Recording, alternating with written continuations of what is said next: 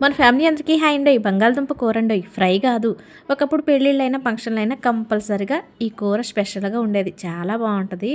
ఎలా చేశానో ఈ వీడియో ద్వారా చూపిస్తాను. బంగాళదుంపల్ని శుభ్రంగా కడిగి 4 ముక్కలుగా చేసి ఒక గిన్నెలో వేసి వాటర్ పోసి కొద్దిగా ఉప్పు వేసి ఇలా ఉడికించుకోవాలి. ఇక ఆ తర్వాత స్టవ్ వెలిగించి కడాయి పెట్టి నూనె వేసి నూనె వేడెక్కిన తర్వాత 1 స్పూను పచ్చెనపప్పు, జీలకర్ర, ఆవాలు వేసేసి అవి మంచిగా వేగిన తర్వాత పచ్చిమిర్చి ముక్కలు, ఉల్లి ముక్కలు సన్నగా తరిగి వేయాలి. పచ్చిమిర్చి ముక్కలు మంచిగా మగ్గిన తర్వాత ఇందులోకి అల్లం వెల్లుల్లి పేస్ట్ వేయాలండి. ఈ కూరలో ముఖ్యమైనది ఈ అల్లం వెల్లుల్లి పేస్టే. అల్లం వెల్లుల్లి పేస్టు, కొద్దిగా పసుపు వేసేసి ఈ మసాలా పేస్ట్ ఉల్లి ముక్కలు కలిసేలాగా ఒకసారి గరిటతో తిప్పేసుకోవాలి. అల్లం వెల్లుల్లి పచ్చివాసన పోయేంత వరకు కూడా వేయించాలి. అల్లం వెల్లుల్లి పచ్చివాసన పోయిన తర్వాత తగినంత కారం, 1 స్పూన్ ధనియాల పొడి వేసి రుచికి సరిపడేంత ఉప్పు కూడా వేసి ఈ మసాలాలన్నీ కూడా ఒక 2 నిమిషాల పాటు వేగనివ్వాలి.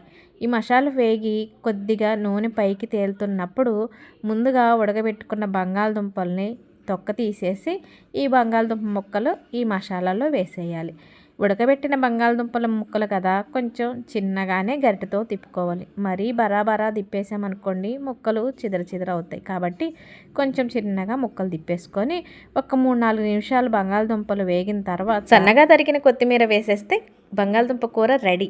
చాలా అంటే చాలా బాగుంటుంది. మా చిన్నప్పుడు ఎక్కువ పెళ్ళిళ్ళల్లో, ఫంక్షన్లలో, భోజనాల్లో ఇష్టంగా తినే కూర అంటే ఇదే. వీడియో నచ్చితే లైక్ కొడతారు కదా.